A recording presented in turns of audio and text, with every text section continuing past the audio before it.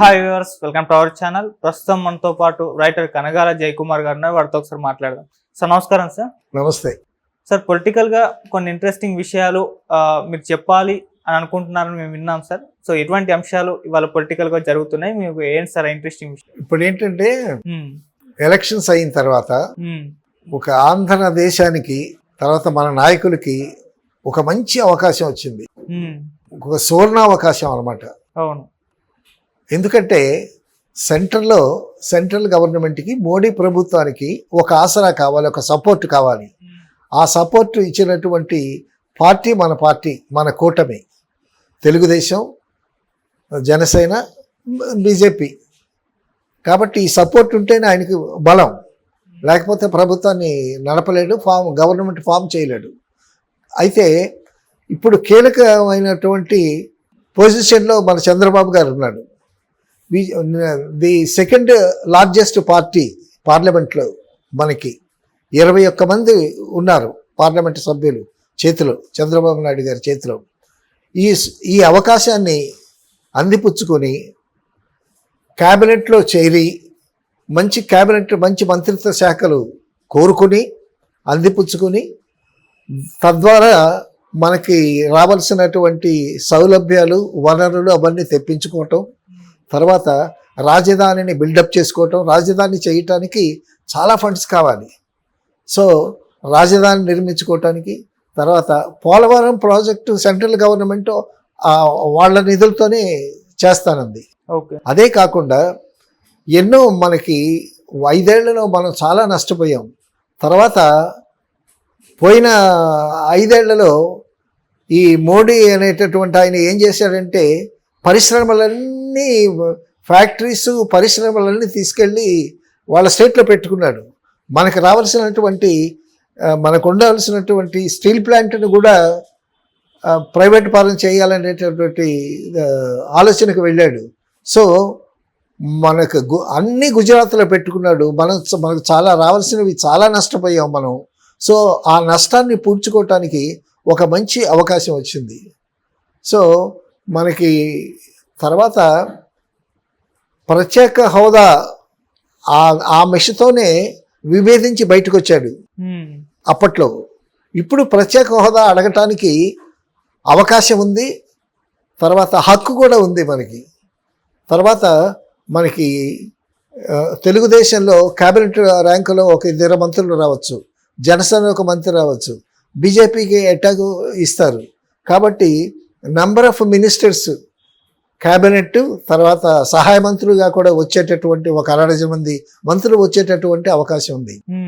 మోడీ ఏం చేస్తాడు తెలివిగా, మీకు స్పీకర్ ఇస్తాను, డిప్యూటీ స్పీకర్ ఇస్తాను అంటాడు. స్పీకరు, డిప్యూటీ స్పీకర్ ఏం చేస్తారు, వాళ్ళ సభలు నడపడమే. వాళ్ళ ద్వారా ఫండ్స్ మనకేమీ రావు కదా. సో ఒక మంచి మంత్రిత్వ శాఖ తీసుకుని ఆ శాఖ ద్వారా స్టేట్ రిలేటెడ్ శాఖలు తీసుకోవాలి మన వాళ్ళు. ఇప్పుడు తీర ప్రాంత అభివృద్ధి, మత్స్యశాఖ అట్లాంటిది, తర్వాత అగ్రికల్చర్ అని, ఫైనాన్స్ అని, తర్వాత ఇరిగేషన్ అని, ఇట్లాంటి శాఖలు తీసుకుని ఆ శాఖల్లో మన మంత్రులు కానీ పనిచేస్తే వాళ్ళ వల్ల మన స్టేట్కి లాభం కూరుతుంది. ఈ స్పీకరు, డిప్యూటీ స్పీకరు ఇట్లాంటివి తీసుకున్నందువల్ల సభలు నడపడం తప్పిస్తే వాళ్ళ ద్వారా మనకు ఉపయోగాలు జరిగేటటువంటి అవకాశం లేదు. తర్వాత మంచి మోజులో ఉన్నాడు మోడీ. పవన్ కళ్యాణ్ ఏమన్నాడు, పవన్ కళ్యాణ్ తుఫాన్ అని అన్నాడు. కాబట్టి ఈ పవన్ కళ్యాణ్ కావాలి, తర్వాత తెలుగుదేశం చంద్రబాబు కావాలి. ఒకప్పుడు బాగా విమర్శించినటువంటి చంద్రబాబుతోని ఇప్పుడు చేతులు కలిపి భుజం మీద చేసి ఆలింగనం చేసుకుంటాడు. సో అది రాజకీయం అనుకో. అయితే ఆ రాజకీయంలోనే మనం పొందాల్సినటువంటి లబ్ధి పొందాలి. నిజంగా చంద్రబాబు గారు తలుచుకుంటే మనం 5 ఏళ్లలో ఇంతకుముందు ఏ విధంగా ఎన్ని నష్టాలు పొందామో ఆ నష్టాలన్నింటినీ పూడ్చుకోవచ్చు. అసలు ఆయన చేస్తే ఈ 5 సంవత్సరాల్లో ఆంధ్రప్రదేశ్ని స్వర్ణాంధ్రప్రదేశ్గా తీర్చిదిద్ది ఇప్పటి వరకు వచ్చినటువంటి ముఖ్యమంత్రుల కన్నా నెంబర్ 1 ముఖ్యమంత్రి అనేటటువంటి పేరు తెచ్చుకోవటానికి ఒక మంచి అవకాశం వచ్చింది చంద్రబాబు నాయుడు గారికి.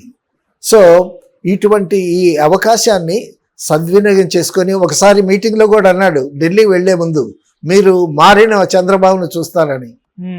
అంటే ఇంతకు ముందులాగా కొన్ని పొరపాట్లు చేశాడు ఈయన. సో అటువంటి పొరపాట్లు చేయకుండా మనకి ఇప్పుడు మంచి బలం వచ్చింది. పార్లమెంట్లో సెకండ్ బిగ్గెస్ట్ పార్టీగా మనం ఉన్నాము. కాబట్టి మనం ఏమన్నా సాధించుకుంటాము అనేటటువంటి ఉద్దేశం అయి ఉండొచ్చు లోపల. సో మీరు మారిన మనిషిని చూస్తారు అని అన్నాడు.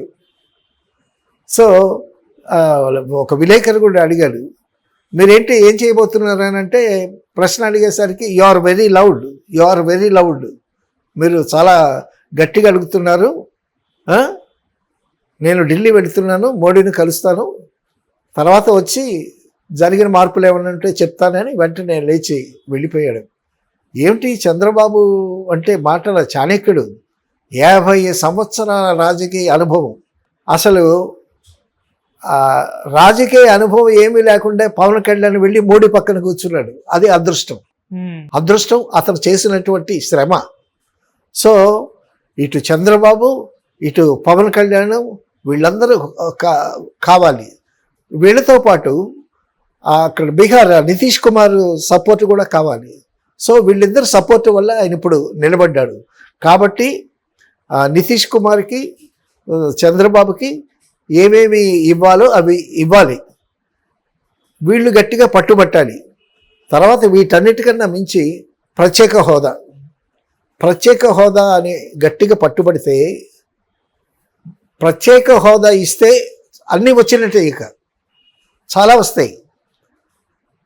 కాబట్టి చంద్రబాబు నాయుడు గారు ప్రత్యేక హోదాను పట్టుబట్టడం, వాళ్ళ ఎంపీలని ఎంకరేజ్ చేయటం, తర్వాత పోలవరం ఒకటి ఫినిష్ చేయటం. ఇంతకుముందు ఒకసారి మోడీ అని అన్నాడు, మీరు నన్ను బాగా మద్దతు ఇవ్వండి, నాకు 2 సంవత్సరాల్లో నేను పోలవరం నిర్మిస్తానని ఒకసారి అన్నాడు కూడా ఆయన. సో సరే మాట అన్నాడా, అది పక్కన పెడితే ఇప్పుడు మంచి అవకాశం వచ్చింది. ఒక పోలవరం ప్రాజెక్టు కంప్లీట్గా కానీ చేస్తే అసలు చుట్టుప్రక్కల ఉండేటటువంటి రాష్ట్రాలకన్నిటికీ ఒక దేదీప్యమానమైనటువంటి అభివృద్ధి జరుగుద్ది అనమాట. సో పోలవరం, తర్వాత రాజధాని, తర్వాత స్టీల్ ప్లాంట్ ప్రైవేట్ హస్తగతం చేయకుండా మళ్ళీ వెనక్కి లాక్కోవటానికి మనకి అవకాశాలు ఉన్నాయి. సో ఇంత అవకాశం ఏ రాజకీయ నాయకుడికి రాదు. అసలు ఇక ఈ 5 years అయిపోయిన తర్వాత చంద్రబాబు నాయుడు గారు పాలిటిక్స్లో అప్పటికే ఆయన 80 సంవత్సరాలు వచ్చేస్తాయి. సో ఇక 80 సంవత్సరాల తర్వాత ఇంకా ఏం చేయగలుగుతారు?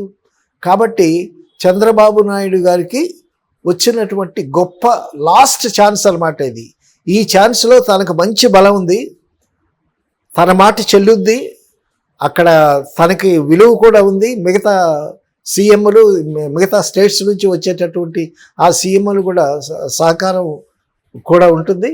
కాబట్టి ఈ పరిస్థితుల్లో ఈ అవకాశాన్ని సద్వినియోగం చేసుకొని ఆంధ్రదేశాన్ని స్వర్ణాంధ్రప్రదేశ్గా తీర్చిదిద్దితే చంద్రబాబు నాయుడు గారి పేరు చెప్పుకుంటారు. ఎన్టీ రామారావు గారికి ఎంత ఖ్యాతి వచ్చిందో అంత ఖ్యాతి చంద్రబాబు నాయుడు గారికి వస్తుంది. ఇటువంటి గొప్ప అవకాశాన్ని సద్వినియోగం చేసుకుంటాడని, మన ఆంధ్రదేశానికి ఒక మళ్ళీ మంచి పునర్వైభవం తీసుకొస్తాడని డెఫినెట్గా అనుకుందాం. తర్వాత ఇక్కడ హైకోర్టు ఇక్కడ అమరావతిలో ఇంకా 12వ తారీఖున కోలాహలం ఉంటుంది.